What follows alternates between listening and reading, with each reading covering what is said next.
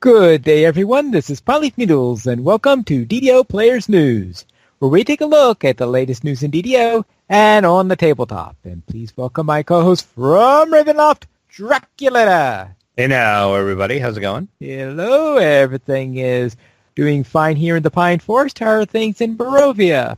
T-minus 9 days, 3 hours, 28 minutes, and 35 seconds until Gen Con. But who's counting? Apparently, the count is. Yes, exciting. Gen Con, 9 days away. Awesome. Then let's head into our news, and we have our first look at the improvements in the Favored Soul. And are they really improvements?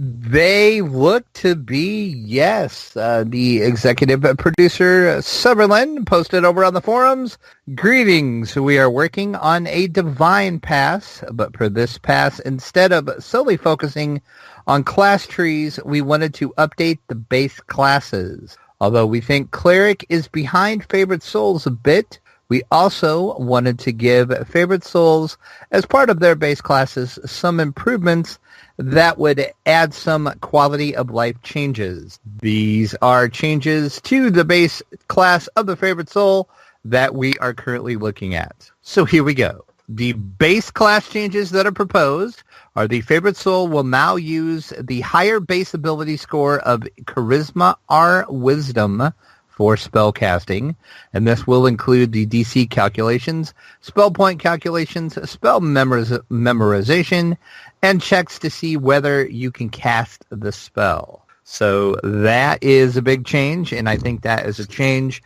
that will add a lot of flexibility to the class and maybe open up some builds, too, for those that like to get crunchy with their builds. You can now either go Charisma or Wisdom. Okay.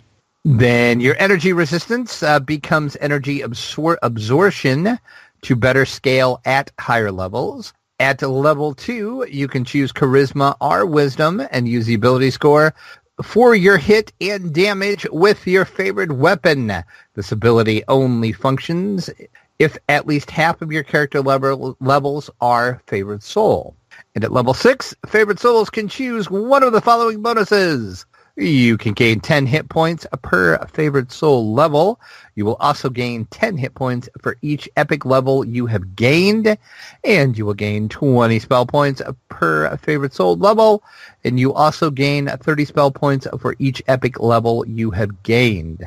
So that is pretty nice as well. And he did add some design notes. The first iteration had Favored Soul choosing Wisdom or Charisma for hit and damage with their favorite weapon at level 14. This cut down on splashes and was meant to support Favored Soul melee builds.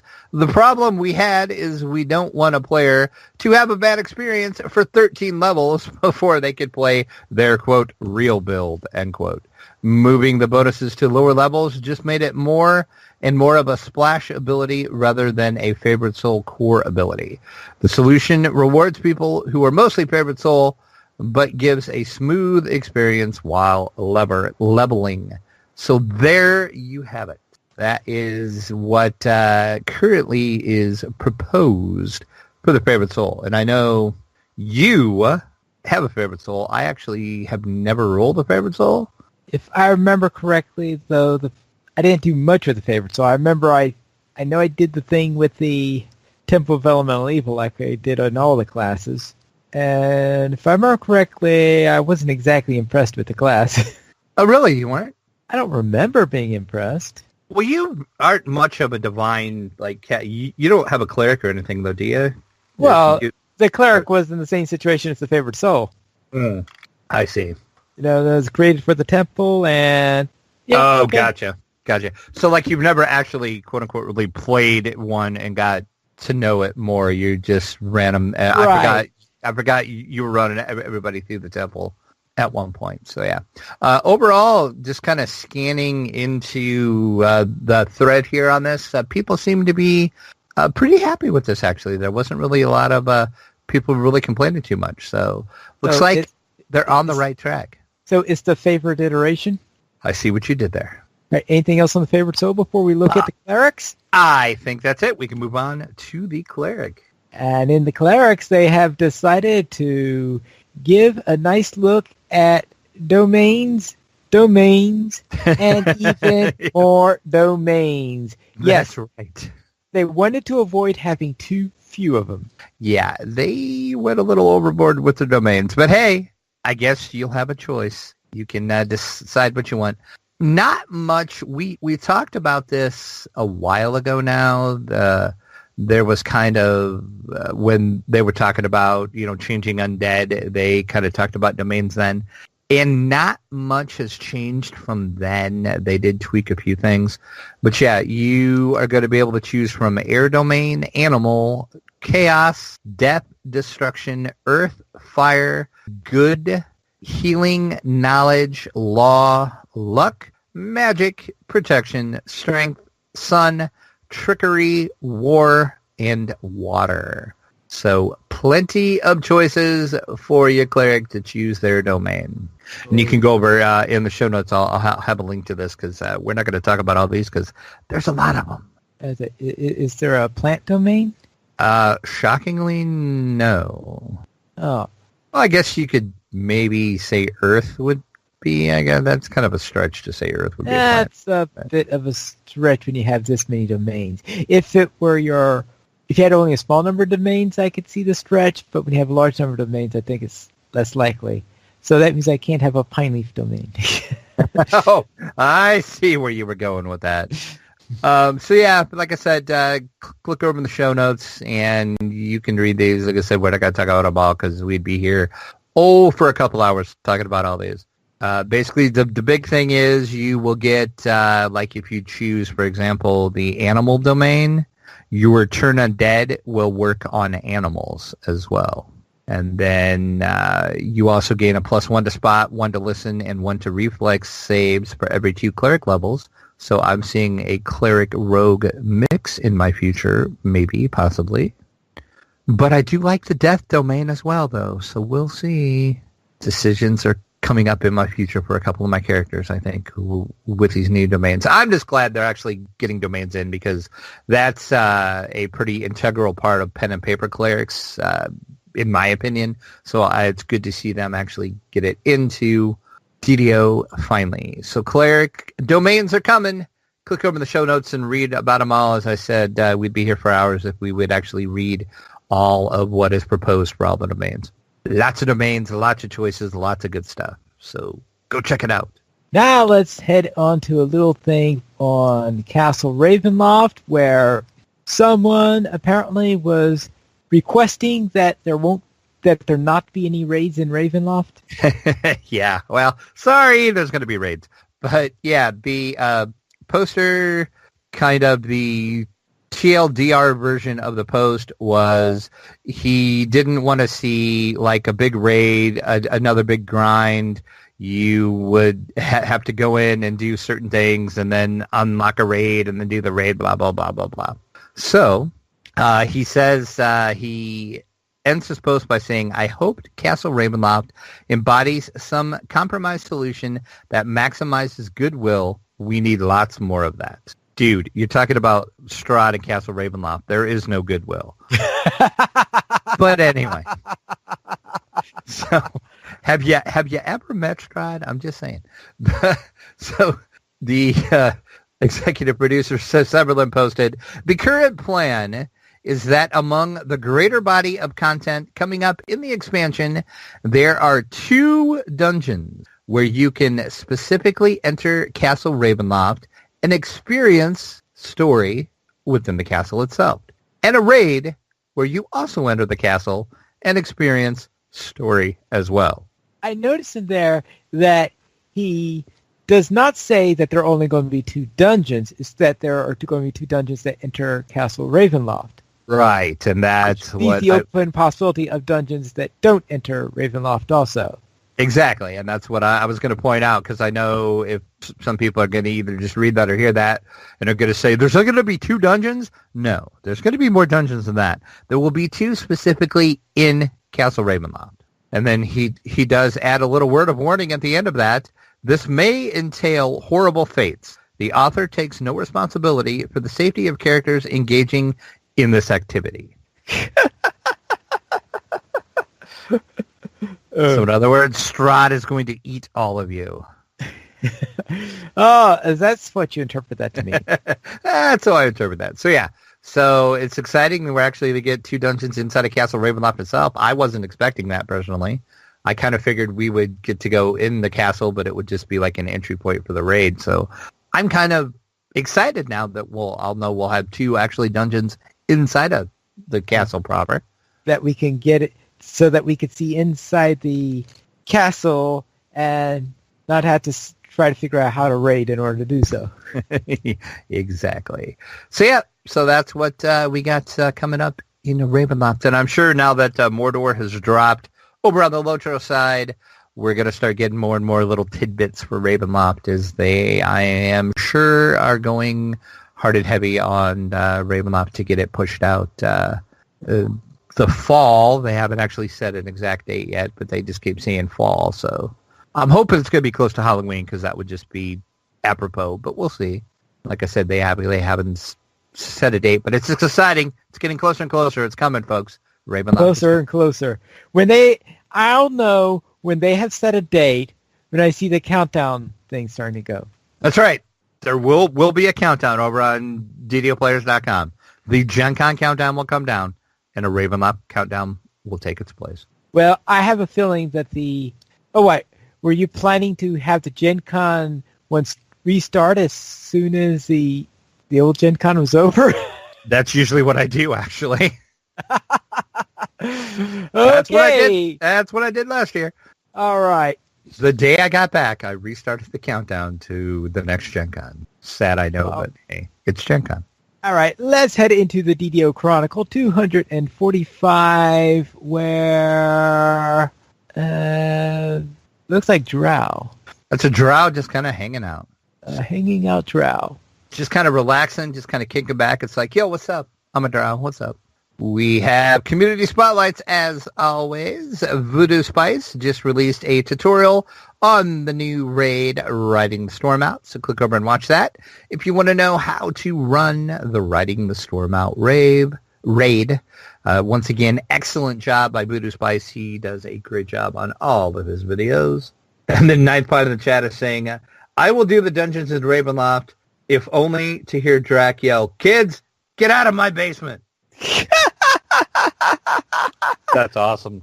That's awesome. Nice Bond. That is awesome. I love that. That's right. Get out of my basement. Get out of my castle, you meddling kids. Me. The DDO cast has the weekly DDO Splat every Tuesday over on Twitch, and that is where they just run stuff for fun and try to get each other killed. That's the whole purpose of the show. And they usually run content that is way harder for their level just to see how far they can make it. Here lately, they've been running Reaper, and they've been doing Reaper 4 skull, 5 skull, I think. So yeah. So if you like to see people die a lot, watch DDO Splat. It's very entertaining. Do they ever actually complete a dungeon? Actually, they do. Yes. So it's very different than if I were running the series. Probably, yes. So yeah, check that out every Tuesday over on the DDO Cast Twitch channel. And there is a regular streamer that is streaming in French over on his Twitch channel.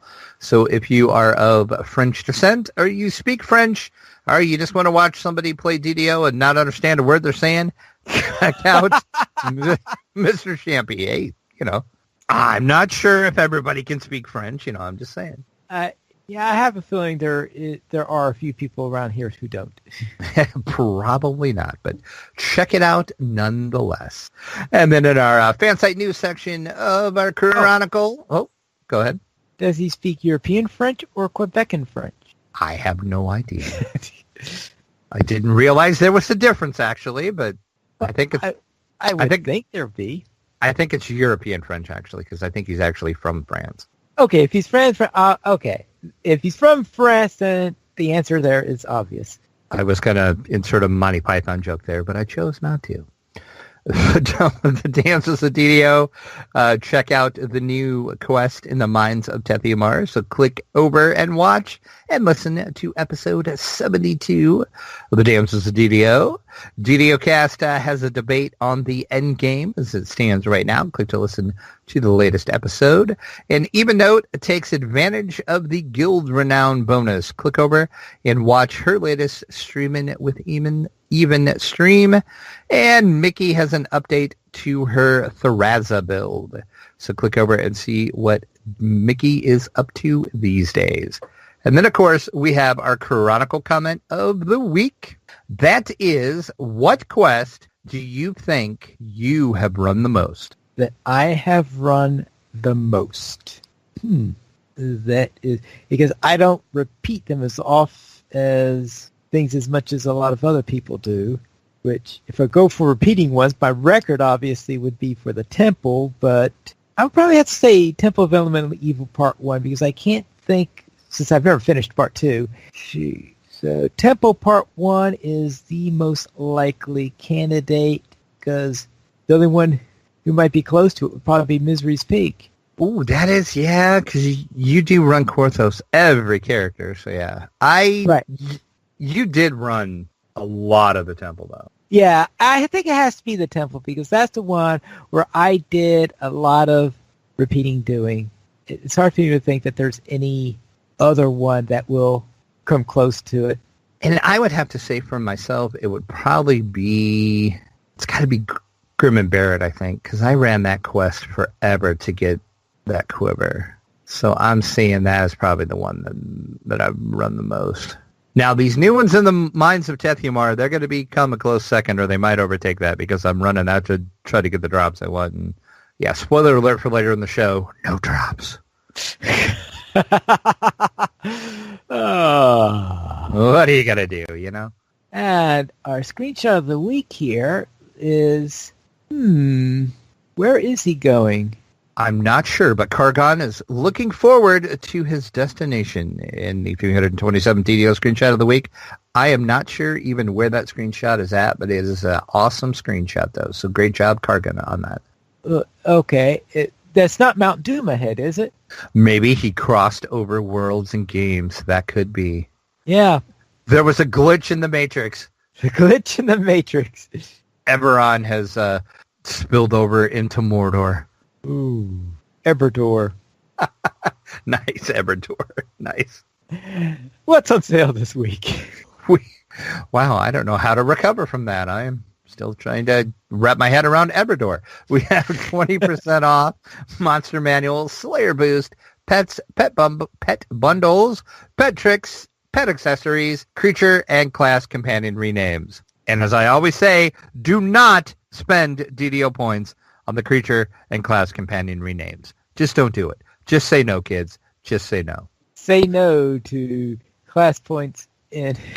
Our free sample of the week is a really good sample this week. It's a Rest of the Eladrin. You'll get one of those with the coupon code REST ACHIEVED. RESTACHIEVED. Rest Achieved. Now, how long does that thing stay up? One and done. Use it, you lose it. It's gone. You mean only one person gets the rest there then? Yep. And it cannot be used in a raid either, so keep that in mind. Oh, boy. It's handy. It's a great free sample. Again, personally, I wouldn't spend points on it, but if they're going to give me one free, I'm not going to complain. In other words, it sounds like the most useful thing for it then is that when we have our constant thing of our healer being completely out of power. Yeah. Drop it. Oh, can you, because you can drop it down and then the first one uses it causes it, so that means you could have an NPC use it? That I'm not sure. Yeah. I've never actually tried to have a hireling use it, so I don't know on. Okay. Well, there is that. Now let's look at the site news and we'll look into the 10 most anticipated games at Gen Con 2017. And is this your list of most anticipated games, or is this somebody else's? It is my list. I did this last year, so I decided to do it again. Just something fun to do. Most blogs, sites, podcasts, whatever you want to say, usually do this for Origins and Gen Con. It's just basically, this is looking at all the games that are slated to either be shown at Gen Con are actually be available for sale at Gen Con. I kind of went through the list and just on my personal opinion, of course, everybody else's list will vary. I laid out my top 10 of my most anticipated games. And number 10, I chose The Walking Dead No Sanctuary. That's from Cryptozoic Entertainment. Now, this is this the first board game version of Walking Dead, or have there been others before? That's a good question. Because I know there's like another Walking Dead game, but I'm not sure if it's actually out yet. But this one is based off of the TV show, and the other one is based off the comic. So there's the distinction between the two. Oh, that means we're going to have a third one based on the video game? Probably give them time. I'm sure somebody will come up with that. And then my number 9 was Catacombs and Castles. That's from the Elzra Corporation, and this is basically a dungeon crawl, but it adds the element of a dexterity to it. You have to, like, if you're going to do something to a monster, you might have to flick something at the monster. If you're trying to avoid a trap, you'll have to flick, and see if you can get past the trap, that sort of thing. So it kind of takes the dungeon crawler and adds dexterity on top of it. So that is Catacombs and Castles. So therefore, this is based on... Is there a game already called... Yeah, this is based on Catacombs then and builds on top of it? Yes, it does. Okay. Yes. So if you're familiar with Catacombs, going to be the same thing. This is basically just going to be it's going to add in more of a dungeon crawling aspect to it versus Catacombs. And then it's also going to add a castle that you're going to be able to go to. Oh, go figure. Exactly. Hence the name, Catacombs and Castles. Number 8, I had Big Trouble in Little China, the game, published by Everything Epic Games, because Big Trouble in Little China, that is all you have to say. Right. And Pine Leaf is like, don't know, never seen it. So we'll just move on. Number 7 is Fallout Wasteland Warfare from Modipius Entertainment. I am not a big miniature wargamer, but this is just amazing that they're taking the Fallout video game series, putting it into a miniature wargame, and it just looks amazing. It sounds amazing from the previews I've read of it, from the press releases I got on it. I can't wait to actually check this out. And I do have a interview scheduled with Modipius at Gen Con, so I'm actually going to get to see it and talk to him about it. So look for that soon. What are we on here? We are on number 6. We have Apocrypha, the adventure card game. And this is basically, as I said in my post, what do you get when you cross the Pathfinder adventure card game with monsters and horror elements? You get Apocrypha, the adventure card game. Because it's made by the same people that made the Pathfinder card game. So it plays similar to that. There are some twists to it.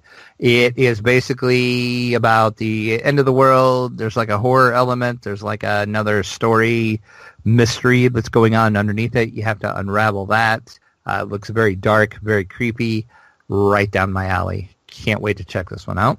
And that is by Lone Shark Games. My number 5 is the Dungeons & Dragons Tomb of Annihilation board game from WizKids. Of course, I love all of the other games in this series. The Castle Ravenloft type of games, you know what, they're the tile-laying games. Of course, this one's going to add in the Jungles of Chult and the Tomb of Annihilation itself.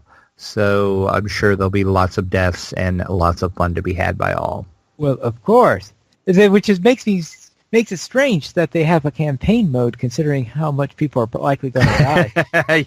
Yeah, I gotta talk to them. I actually don't have an interview scheduled with them, but I'm gonna go by their booth and actually talk to them just to see if I can get some more information out of them on how that campaign mode will work. But looks pretty cool. Can't wait to check it out. Tomb of Annihilation, the board game.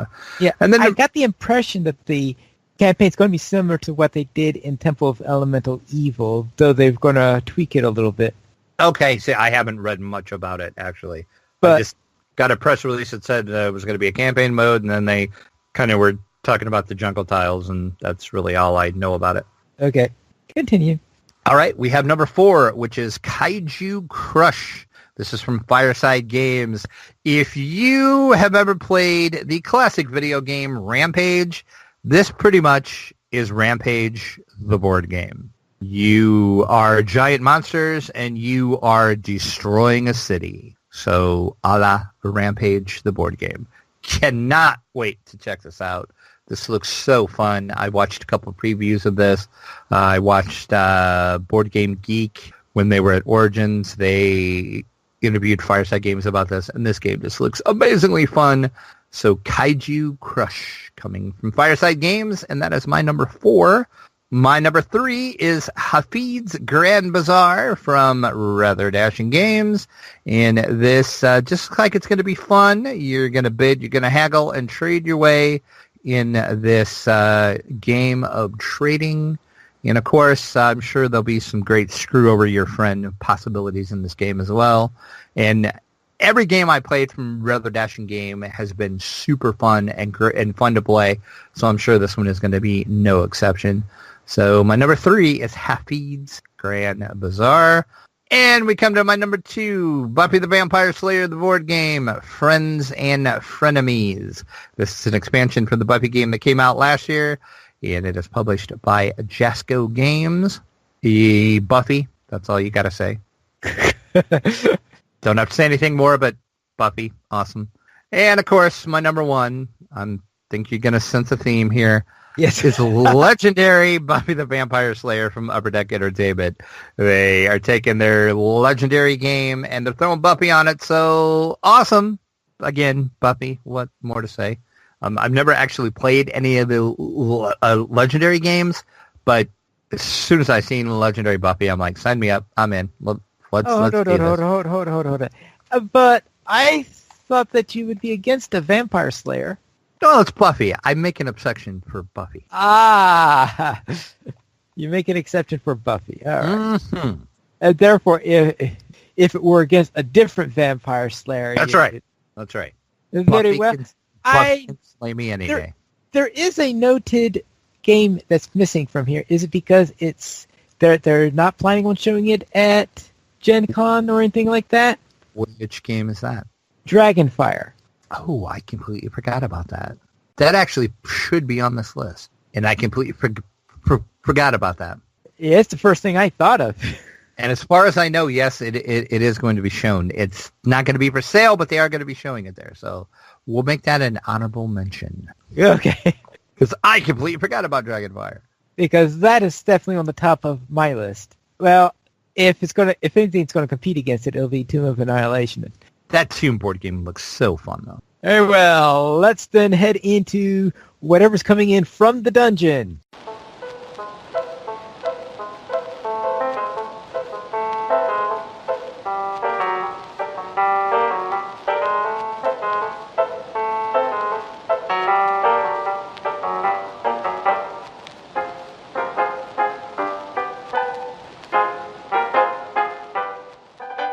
And having sensed the pattern, I presume that there are more badges sold out. I'm going to say, stop me if you've heard this one before.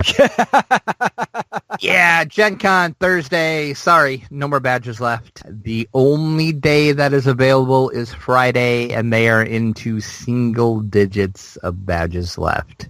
So probably by the time this podcast posts on Wednesday, no more Gen Con badges whatsoever. Are you looking at the badge totals in real time then? No, I'm just judging on press releases they're sending me because you really can't see badge numbers. Okay, because if you said it was down to single digits, it would sound like that means it could be sold out at the time we're speaking here. It very well could be. That's just the press release I got from Gen Con on this was Friday badges, and they stressed single digits available. So take that for what you will. In other words, Gen Con is going to completely sell out for the first time in its history. Then let's look into Adventures in Middle-earth, the Ease of Mirkwood, and the Lore Master screen. Because you need a Lore Master screen. I mean, come on. Yeah, Cubicle 7 is really supporting the Adventures in Middle-earth, which I am happy to see them do. This is a new adventure that Shockingly, it's called the Eves of Mirkwood. Imagine how that worked out. And this is designed for both new and existing players. They really wanted to, with this one, kind of aim it towards newer players. So they give you everything that you need to hop right in. The only other thing you'll need, of course, is the core Adventures in Middle-earth book. And they wanted to make it easy for new players, so they give you pre-made characters already. They, of course, explain how to roll up characters as well. But they give you an awesome adventure to run through as well. And that also is going to include the Lore Master screen, which, if you haven't figured it out yet, the Lore Master in Adventures in Middle-earth is basically the Dungeon Master. But they're just keeping with the Tolkien theme, and they're calling it the Lore Master. They're having a DM screen coming out, basically, and it is going to be decorated with a scene of the city of Lake Town on the outside. And, of course, on the inside for the Lore Master to see, you're going to get some reference tables to a lot of the commonly used things in Adventures in Middle-earth. This currently is available now in PDF form. The actual physical book and the physical Lore Master screen will be out later this year. But if you want to get the PDF now, you can do so. But if you want to wait for the actual physical copy, you're going to have to wait until later in the year. Right. I don't know. I guess because I play all that Lotro, when I think of a Lore Master screen, I think of a bear. True. You do have a point. Let's see what's on the tabletop.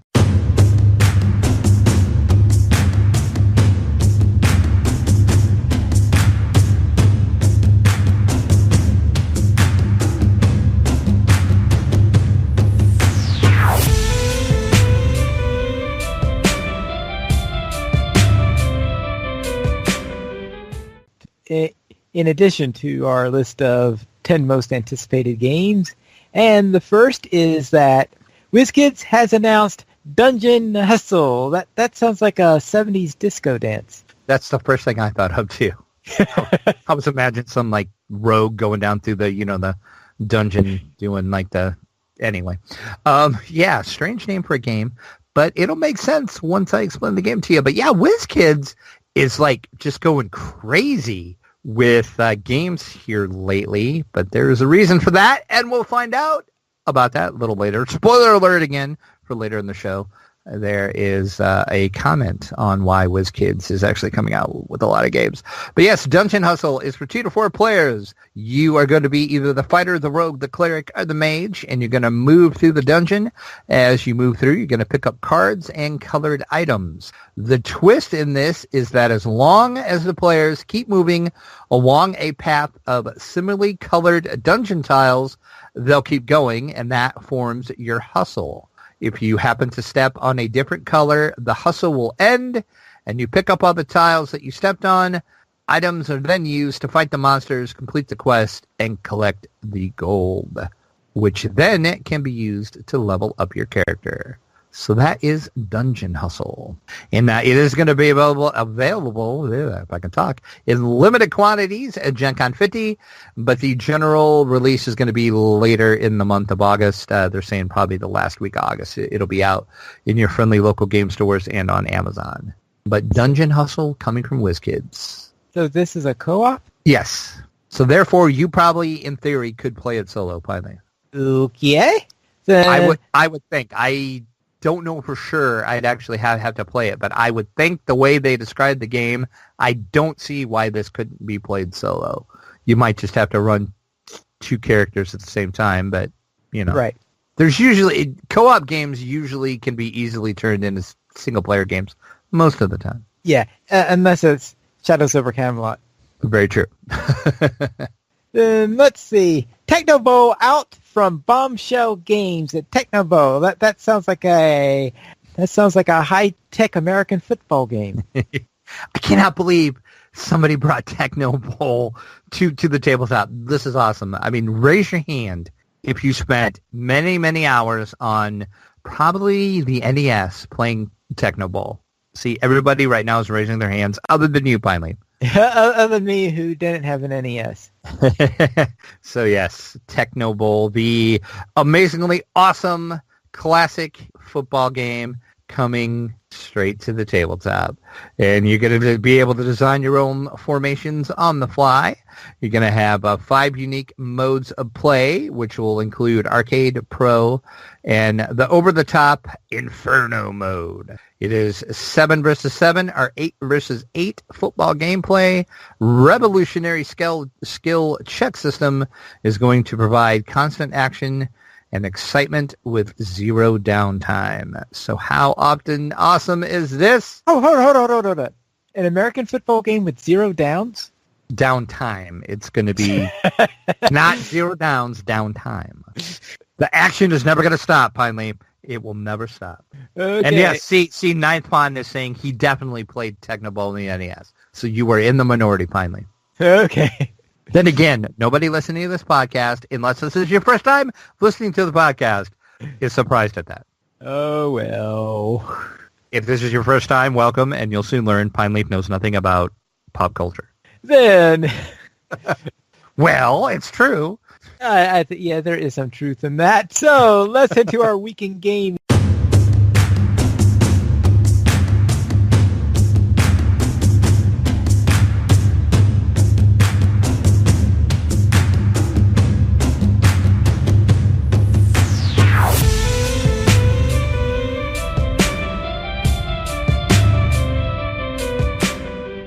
And Dracula, what were you up to? Oh, God, so much Mines of Tethamir. So much, so many, so much. My Shader Kai, level 19, ran through all of them, trying to get the various drops I want. And yeah, as I said earlier in the show, no drops. Oh, and I have to go back because the Ninth Pond is saying, wait a minute, Pineleaf never had an NES. I could handle every other thing that he hasn't heard of, but I'm going to need a moment here. What?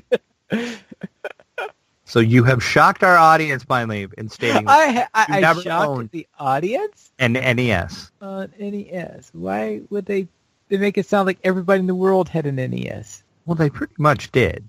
I mean, come on, let's be honest about it. They pretty much did. I saved my money forever to buy my NES. I played Duck Hunt nonstop and Techno Bowl nonstop on my NES. Okay. And Gums Gang is saying, okay, has he played Pong? A variation of it. Oh, well, la-di-da, Mr. Variation of Pong. How can you... Now, wait a minute. Hold on. How can you have a variation of Pong? Well, what I mean is... Did you, play Ping? If you meant I went to an arcade and played Pong, no. But if you're saying that, did we have one of those very, very primitive things that passed for a console game back in the 70s that played a game that was pretty much the same thing as Pong, then yes. Yeah, Ninth Pond is saying variation. So you played ping pong. Exactly, Ninth, exactly. So yes, anyway, back to my woes of not getting drops. Yeah, it still continues. My level 19 Shatter card ran all of them, nothing, not a thing. My 21 Ranger ran them all, nothing, not a thing. Yeah. Actually broke out my Pale Master, which is at level 5 right now. Have not played my Pale Master in forever, but my friend who normally plays his wizard decided he was going to pick up the gnome class last week when it was on sale. So he bought that because at one time he was VIP for a little while, so he had gnome then, and he had created a gnome.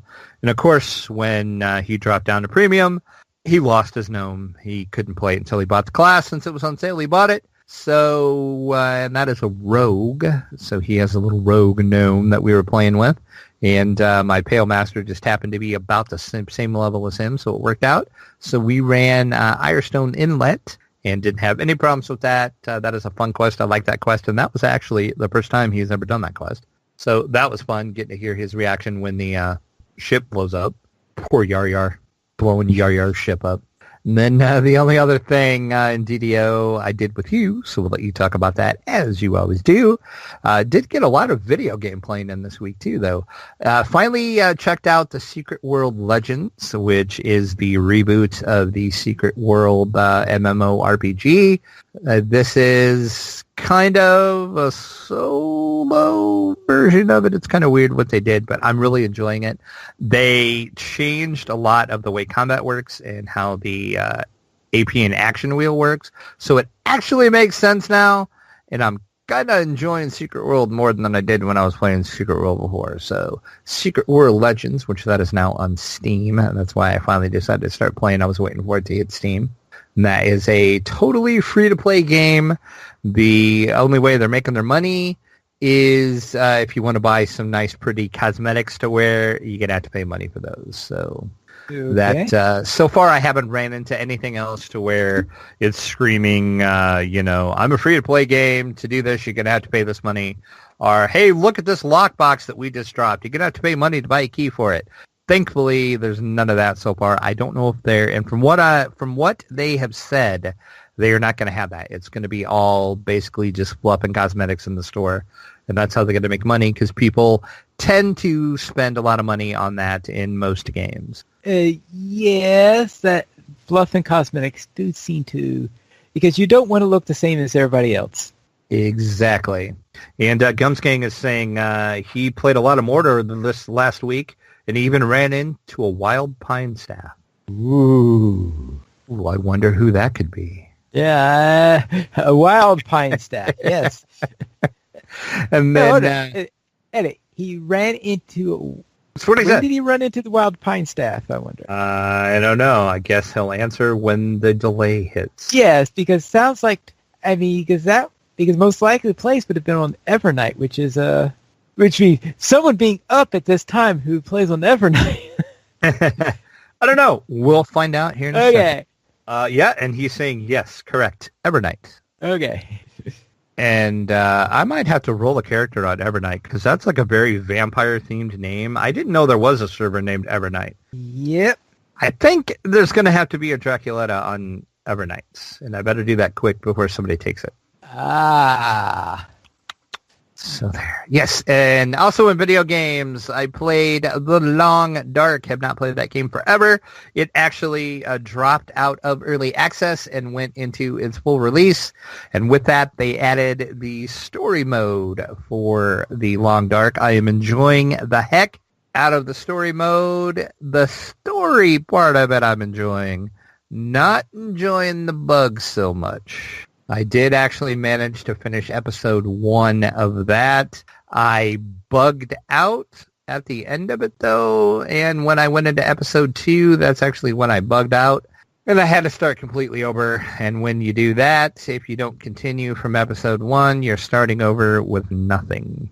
Yikes! And if you're not familiar with what The Long Dark is, starting over with nothing sucks, because The Long Dark is basically a survival game. It's set in the Canadian wilderness. And if you start with nothing, you got to try to find what you can find. And yeah, it sucked to have to start over. But like I said, I'm enjoying the story part of it and the mystery surrounding the story. That is awesome to me, but the bugs are killing me. And I just found another bug that is stopping me from completing an objective I have to do in episode 2. So I'm really getting frustrated with The Long Dark and their bugs. Okay, but and it's officially out, or is it still in early access? Nope, it's officially out. Oh, okay, so they don't have less of an excuse. Right, and there's a lot of people on Reddit and in their official forums that are not too happy because they're finding bugs as well. So, okay. But it's a really fun game. Like I said, I'm really enjoying the story aspect of the Wintermute story mode.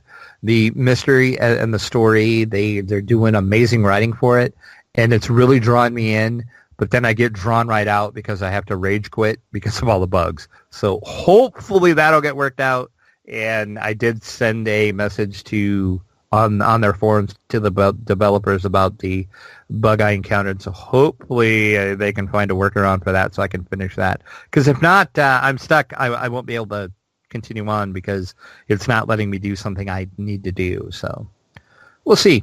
And then played a little bit of tabletop this week as well. Checked out a expandable card game that is called Dungeon Crawler, and this is going to be for a future review. And I did say expandable because the deal with Dungeon Crawler is you buy the base game, and that will give you enough to play it solo or play it with two people, and that is what they call the core set. And then there is a few scenarios in there that you can play and run through. And then after that, you have to buy the add-on packs for it. So that's why it's an expandable card game. It started its life out as a collectible card game, and then people got upset, as people usually do with collectible card games, and they decided to change it into an expandable card game. The cards still have there are still some rare cards and everything like that, but it's not as important as it was when it was a collectible game. But a pretty fun little and it's basically, the name really implies it's a good dungeon crawler. I did the Shroud of the Stars scenario for that, successfully completed that. So I'm enjoying that so far. I'm going to have to play it a couple more times. And then look for the review coming soonish. And then played Mansions of Madness 2nd Edition again. I haven't played that forever. I was listening to a podcast, and I can't remember exactly what podcast it was, but they were talking about a bunch of Cthulhu games. And, of course, they were talking about Mansions of Madness, and I thought, oh, yeah, I need to break that out. I haven't played that for a while. So I ran through Cycles of Eternity, Shattered Bonds, Cycles of Eternity I didn't have any problems with because that's like the easiest scenario of the bunch. Shattered Bonds took me 2 times to actually finish it, and I about didn't finish it. I was about completely insane by the end of it, which makes sense for Mansions of Madness because that's what happened. But I did actually finish it successfully. And then I did a homebrew scenario called Exotic Materials. There, and I should actually add this link into the show notes. I will do that. There is a app that you can download. I guess it's not really an app. It's like a program because it's on the computer that you can download. And as long as you have the Steam Mansions of Madness 2nd Edition, it will pull some information from that, and then it will allow people to make scenarios for it. And it's just like using the official Steam program for Mansions of Madness. You tell it what you have, and then it kind of tailors it around for like what expansions you have, what you have. So it's great. So I did the one called Exotic Materials. Did not successfully complete that one, so I'm going to have to go back in and do that.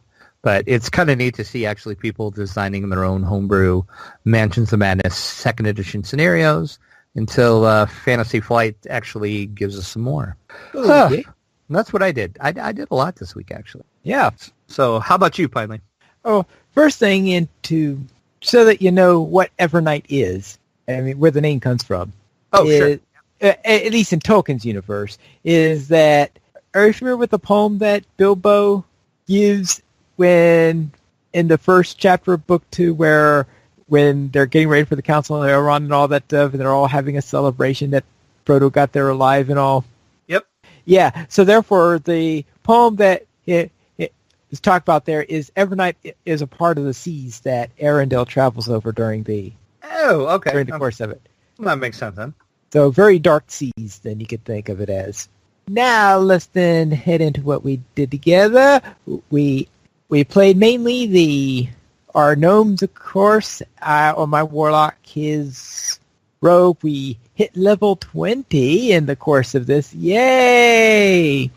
But in order to do that, I of course needed a little bit more work to do that. And first we went to the Tethamar mining outpost and did Desire in the Dark to finish up that series. And then we went into the House Cannith Manufactory where we ran Power Play. Which, believe it or not, that is the first time I've ever run those House Cannith quests. I don't know why I've never done those quests before. So it's kind of interesting because they're like new to me, and usually we don't run stuff because usually I have already ran the stuff that rerun together. So this is a new experience because I'm like, I don't know what we're supposed to do here. I enjoyed that quest, though. That was a really fun quest. Then I didn't actually have time for DDO after that because there was this thing called Mordor that came out. Just a little small thing. Yeah, it's a little small thing. So I spent a bit of time playing in Mordor and all that stuff. Though I did manage to fit in a little bit of time for Minecraft, but not nearly as much as I had the week before, and played mainly small board games because I didn't have time for any of the larger ones in there. Essentially, a lot of time in Mordor. And I suspect that when Ravenloft comes out, then I'll be spending a lot of time there. Yeah, well, probably. I know I will, but I'm sure you will too. Yeah. Hey, maybe it'll start to compete against the temple. Maybe, could be. I guess it depends how it's set up, but yeah. How it's set up, yeah. You'll see. We currently have 22 supporters on Patreon. If you'd like to help support DDO players, simply go to the donations page where you can support the Players Alliance on Patreon. There you'll find rewards, including a mention on the podcast of your choice, or even be a guest with us for an episode of DDO Players News. We have a featured comment from Evenote on the top 10 most anticipated games at Gen Con 50. There are a couple of those I definitely want to check out. The one I'm looking forward to most didn't make your list, though.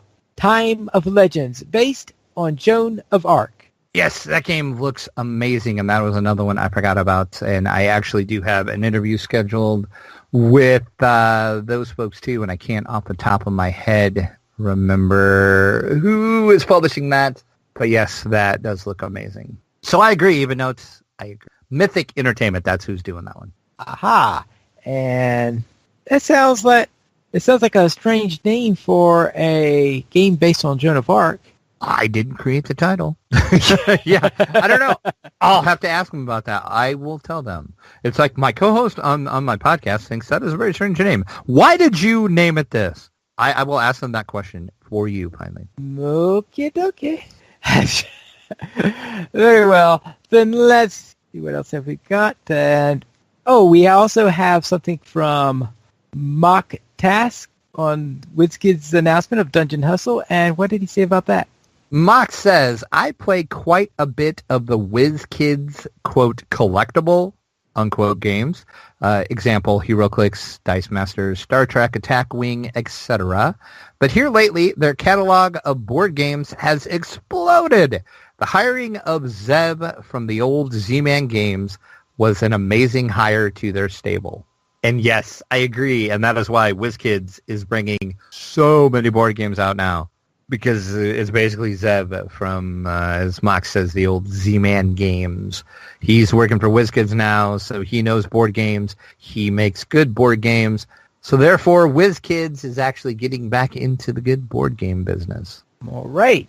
We don't have any emails this week, but if you'd like to send us one, you can send it to podcast@ddoplayers.com. You can also follow us on Twitter, the Players Alliance @PlayersAlly, DDO Players @DDO Players, Dracula @Dracula_72, and Pineleaf @PineleafNews. The Players Alliance has 3 live shows every Monday at 8:30 p.m. U.S. Eastern Time. We have DDO Players News. On the first and third Fridays at 11:59 p.m. U.S. Eastern Time, we have XP Quest. And every Saturday at 8:30 p.m. U.S. Eastern Time, we have Lucha Players News. You choose for our live shows at ddoplayers.com/live. And that is all for tonight. And this is Pineleaf News reminding you to quest responsibly.